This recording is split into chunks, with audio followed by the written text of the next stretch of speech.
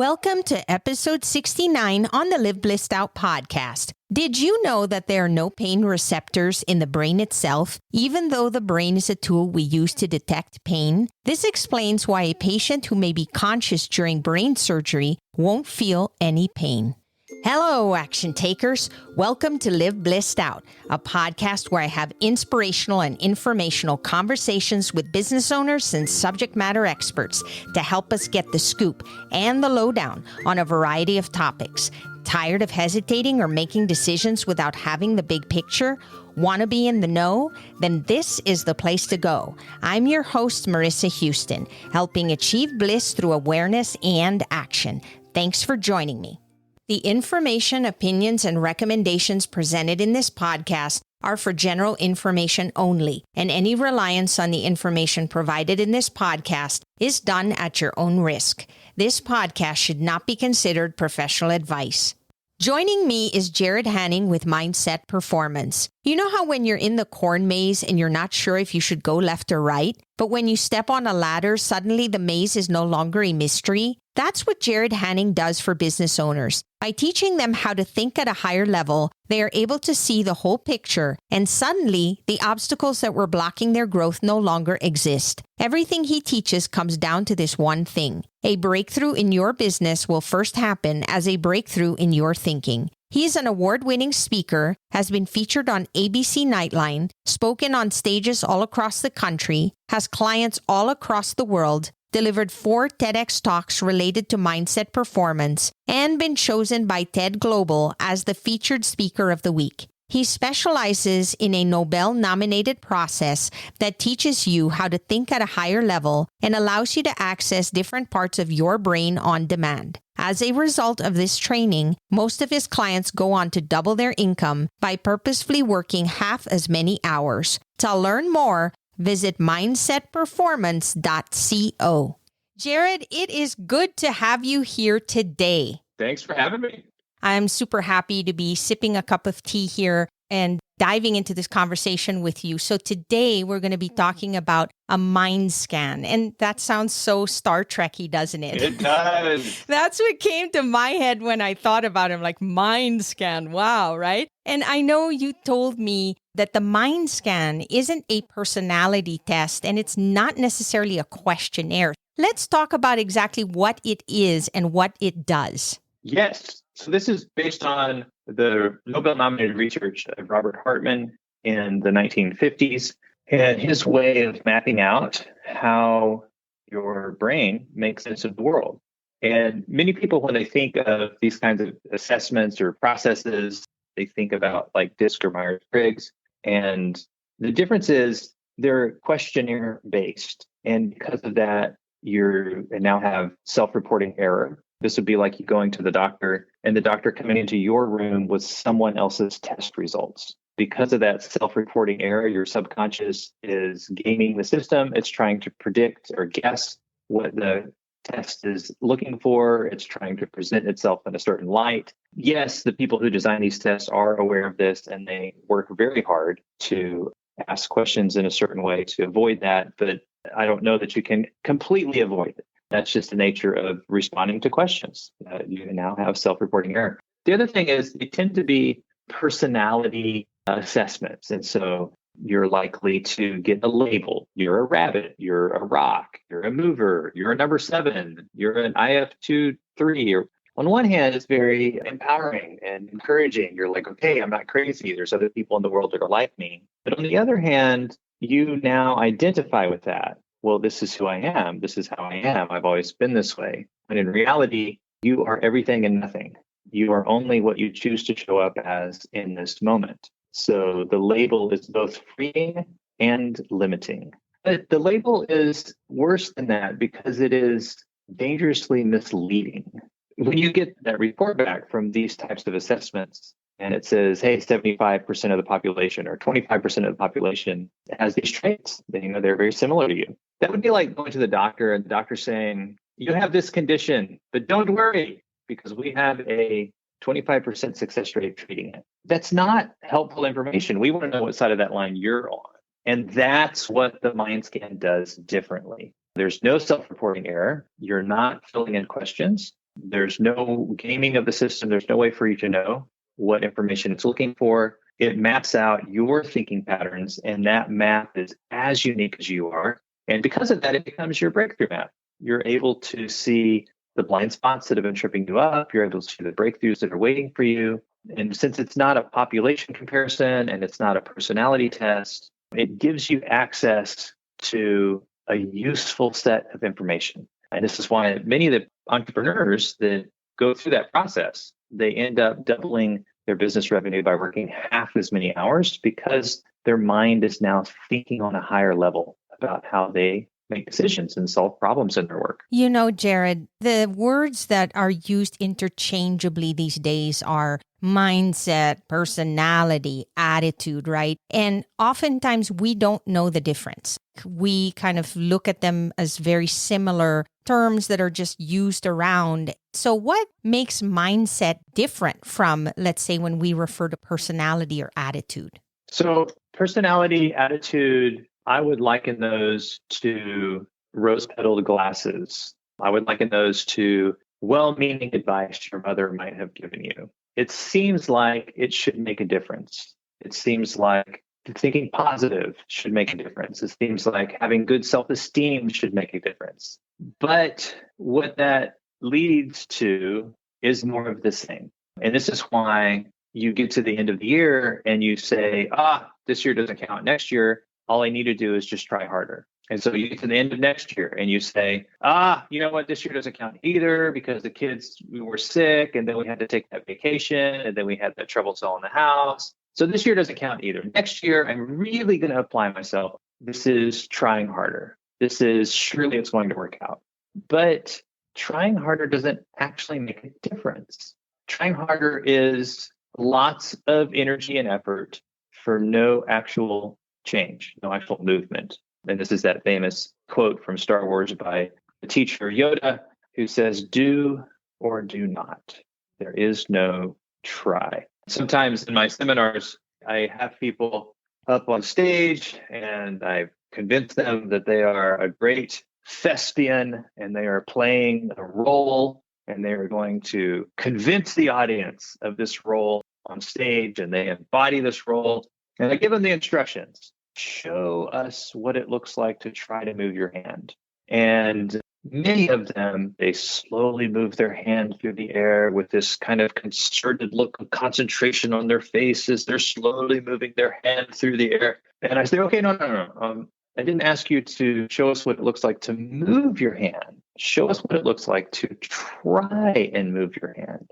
Immediately, we get to the first fallacy that trying makes a difference. So then they go back and they redo it. And now what they do is they kind of have their hands still, but their body is shaking with all this effort. Maybe they get the other hand and they try to physically move it around with the other hand. And they're expending all this energy and the effort. They're trying to move the hand, but it's not actually moving.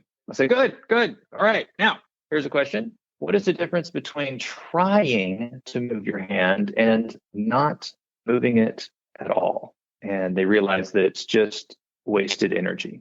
Now, personality, attitude, that is what trying is like. Mindset, however, is a strategic way of thinking. It is a way of thinking that produces a duplicatable result. For example, some people, they pride themselves on getting things done. They see themselves as achievers, go-getters, and their mind is really good at recognizing what needs to be done. You send them into a party, and rather than mingling with people, they're running behind the scenes, preparing this and cleaning that up. They're really good at recognizing what needs to be done. And we can always count on them to get things done. However, they also always have more on their to-do list than they have time to get done. Working harder and faster doesn't clear it up. And the reason is, if your mind values taking action, then it's going to look for action to take. And this is why you keep copying things on your to-do list day after day, and they aren't actually getting done because the brain is looking for things to do. This is a strategy. It's a strategic way of thinking. And it makes a lot of sense. It seems like it should work. We feel so good when we do it, right? I had 100 things on my list today and I got them all checked off. Wow. Yes, we get a dopamine rush. We get all this pleasure and comfort and affirmation for checking things off our list. And yet, no matter how many emails you return today, it doesn't prevent you from returning emails tomorrow. It doesn't actually make a difference. It's just a lot of energy for not moving the ball forward. You know, Jarrod, that's counterintuitive, isn't it? In fact, we encourage each other in business circles or everywhere else. Did you get all that stuff done? Wow, good for you. Pat on the back. Because that's really what we're told is the culmination of success, is that we're able to commit to things and do them. If we do them, then we're reliable. And that means we're action takers and we're doing things all the time. And so good for you, right?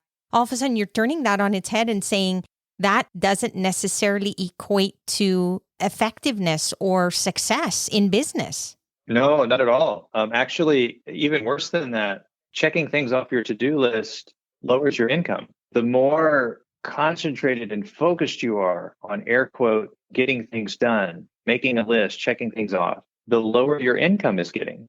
And the reason is, if you will look at your to-do list, 9 out of 10 things on your to-do list could be delegated for $10 or $15 an hour, provided there was the right system that was simple to follow and the right person was trained on how to follow that system. So by checking things off your to-do list and being excited, what you're really saying is, look at me.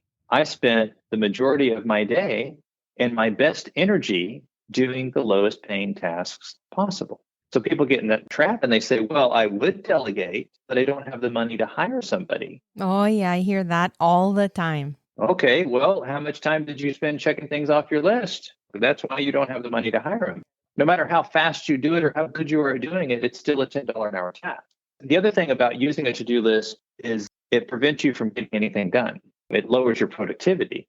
And we talked about that earlier, because by being focused on getting things done, your brain looks for things to do. And that's why tomorrow you're still the one doing the stuff. So you're saying it would work if you really prioritize the things that really matter in terms of what is going to get you closest to your goal as quickly as possible. Taking a look at that list, because more doesn't necessarily mean better. If you had, let's say, 30 things on your list today, but only 2 were really important in terms of achieving your goal and the rest of them can be delegated and are not necessarily worth your time, then you need to make sure that that gets handed over so that you're not spinning your wheels and taking your valuable time doing mundane tasks, right? Yeah, it is sort of the difference between things that need to get done, things that are urgent and have to be done right away, things that are important to be done, as opposed to things that make a long-term difference. When you return emails, it does not make a long-term difference. Tomorrow you'll have to do emails. When you schedule a reschedule, tomorrow you'll have to schedule. When you send out contracts and proposals, tomorrow you'll have to send them out again. That doesn't make a difference. However, when you document the 3 most types of emails you get and the 3 most common responses you give, and then you research and train a virtual assistant, now you will never again have to respond to those emails. It actually makes a long-term difference. But it's a different way of thinking. And I think that's something that we don't look at or even notice because we're so proud of ourselves for checking things off. And again, that's because we're being encouraged. And that's what we're told, make sure that you just take care of things and things will then happen. And that's not necessarily true. Have you ever had anyone that had a mind scan that said to you, Jarrod, this wasn't an accurate depiction of who I am at all. Like, this is totally off. Yes. So we just talked a little bit about strategic thinking patterns, and there's lots of different strategic thinking patterns. Looking for action and results isn't bad. It's just that it's not producing what you want, i.e. more free time and more money. And there's some other ways to think about it. And the mind scan maps out how you're thinking. And from there, you're able to see why you keep hitting the same obstacles you do, don't have enough time, don't have enough money, don't have the right relationship support, and how other people think about solving those problems. Now, it's not a panacea. It's not perfect for everyone. And I would say probably out of 100 people, 30 of them are in tears when they go through the graph of their thinking patterns because it is so emotionally meaningful. I would say 50 of them will say immediately, oh my gosh, I had no idea. How did you get all this information? This is so helpful and so accurate. Maybe 20% of them will be kind of indifferent, cool, thanks. And maybe 1%, yes, I'm aware the math doesn't add up. Forgive me, I'm a viola player by trade. Maybe 1% will say, oh, no, that's not me at all. No, I'm nothing like that. And here's where it gets really interesting. This is what happens. So of that 1% who says, no, I'm nothing like that at all, as we explore it, there's a couple things we usually find. One of them is they rushed through the assessment. They just rammed through it in 5 minutes. Well, of course, it's not going to be indicative of how you think. You got to wrestle with it. Spend at least 20 minutes on it. That happens. And then the next thing that happens, and I love this more than anything, I might say, so we see here that you have a lot of awareness on how other people feel. You're very good at reading them intuitively. You just have a tendency to discount how they feel and kind of make how they feel come secondary to other goals. And say, oh, no, I'm not like that at all. I mean, people go out of their way to tell me how caring I am and how listening I am. And the reason that they say that is because I'm really good at telling them what they need to be doing differently to get different results in their life. Funny, you just said what I did, only in different words. There's people out there who listen for the opportunity to respond. The first thing on their mind is not what you're saying, but what they're going to say after you say it. How do I respond to this? What kind of feedback can I give? Because they might be that type who likes to solve problems. And so they're listening to you for perhaps obstacles you're going through. And then they're going, okay, how do I respond to that? What advice can I give? Right away, we want to jump in and try and solve the problem. There are people like that. Whereas there are those that listen just to listen because they know that the other person just needs an ear. Just needs somebody to empathize with what they're saying. There's a definite difference between that, right? Yes. When you go through the mind scan with somebody, what is the most common blind spot that you see when you're going through the review with them? One, it's a situation where they aren't clear on what life is calling them to. Of course, this is frustrating because they've tried journaling and meditating and filling out exercises and going to motivational seminars, but they still aren't clear on what life is calling them to. Yet inside them, they have a very high drive for excellence. They feel called to step up to something bigger. And this is very frustrating because it feels like they have a racehorse and they aren't sure what track to run on. I would say for those people, entrepreneurs, taking MindScan could be the most transformational thing that they can do in their work because it leaves them with a sense of certainty and clarity, and they can finally engage that racehorse. I see also happen where people have a lot of clarity on their sweet spot, on their zone of genius. If I ask them to pick one task and only do it for 6 weeks, they have no trouble picking it. But yet, as they go through their day, they don't actually honor it. They kind of spend the majority of their day doing little stuff that somebody else should be doing. And no matter how busy they are, it feels slightly empty and unfulfilling at the end of their day. When we have people that see that and they start to honor their strength and their sweet spot, they immediately triple their income. And this happens even at high levels. We had a guy, he's making $400,000 as a financial planner. And I was thinking going into it, hey, this is a sophisticated individual, but what could this possibly reveal? But that came out for him as well, a tendency to devalue his sweet spot. And so in making that change and honoring his sweet spot and beginning to solve problems by thinking that way, he went from 400,000 to 1.2 million over the next year and a half. Another common one is when you value solving problems by taking action.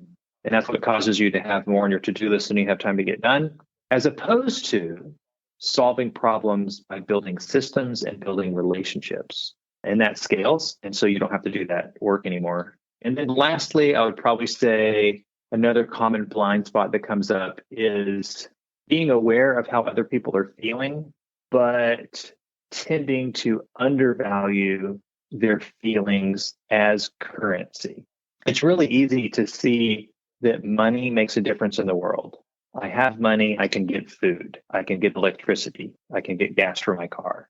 Money physically moves things in the real world. So money is currency. I can take action. I can get a shovel. I can dig holes in the ground. I can get a lawnmower. I can mow grass. I can take action and get money.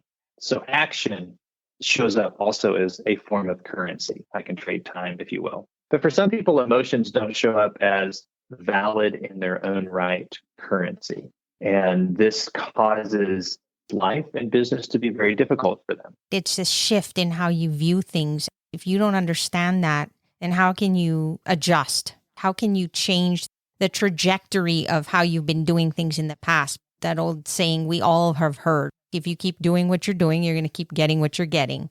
So there has to be some sort of shift there. And looking at things from a different lens is very helpful as well.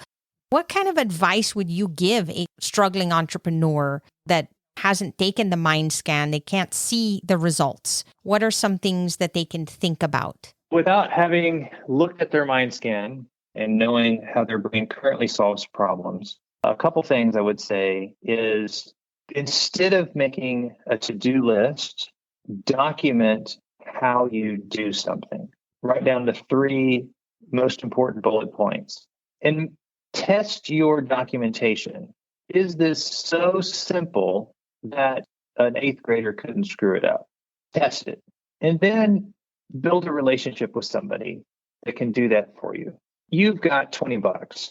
You can hire somebody for 2 hours a week and start there. No, it's not perfect. No, it doesn't fix everything overnight. Your system probably wasn't written down as efficiently as it could be. You might have to rewrite it a couple times till it takes. You might not hire the right person the first time. You might have to rehire and retrain a couple times until it takes. But now you're thinking like a leader, somebody who causes things to happen. And that's why they always have more than enough free time and always have more than enough results, as opposed to thinking like a doer, thinking like an achiever, somebody that's responsible for making things happen. And that's why they never have enough time and they never have enough results. If I had $20 and I hired somebody to do a mundane task that I've been doing forever, and now I've freed up some time. So let's say I've freed up those 2 hours. What do I do with those 2 hours? Because you think that entrepreneur has been so used to doing that task that now they have to try and figure out, how can I make the most of those 2 extra hours so that I can make up for the 20 and then some?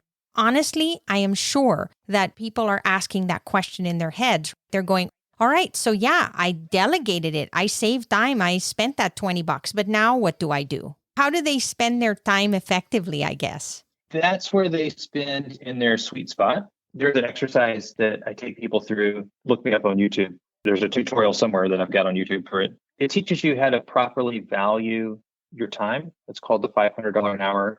And I never seen anybody come in with their time worth less than $500 an hour when they understand how to calculate the real value of a specific activity. Many people, though, will hit $1,000 or $2,000 an hour. So getting clear on what your $500 an hour task is what you spend that 2 hours on. Now, if you don't go to YouTube or track me down, hit me up on socials, website or whatever, and learn how to properly calculate the value of your time, here's what I would say to do with that 2 hours. Spend that 2 hours in your sweet spot, the thing you do the best, the thing that you enjoy the most, and solve problems through that lens during that 2 hours. So maybe you are really, really good at networking and building relationships, and you need your car fixed or you need your grass mowed.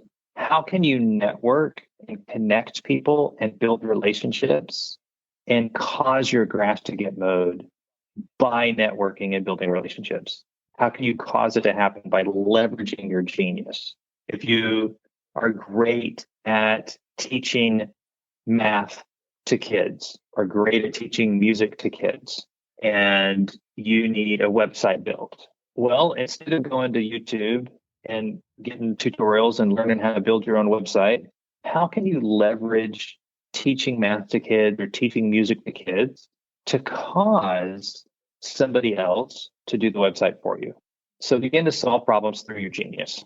Like you said, then you're going to be spending your time building on the things that you enjoy and do best, and can also help you grow your business more than if you spent your time checking off a list and following up on an invoice or whatever. That's not really going to help you get to where you want to go. Yes. Jarrod, how do people learn more about you? You mentioned a YouTube channel. How do they get a hold of you? What's your website? Please share with us. Yes, mindsetperformance.co. Come with a critical mind. Try it for yourself and see if you think this makes a difference in your world. Jarrod, thank you. Thanks for having me. That's all for this episode of Live Blissed Out. Thanks for listening, and thanks to Jarrod Haning for being my guest. If you have a question or comment for a future episode, all you have to do is go to speakpipe.com/LBOVM or click the link in the show notes to leave a brief audio message. If you find value in our show, please visit liveblessedout.com to reach out, subscribe, and share on social media. This show is made possible through listeners like you. Thank you. So long for now, and remember to keep moving forward.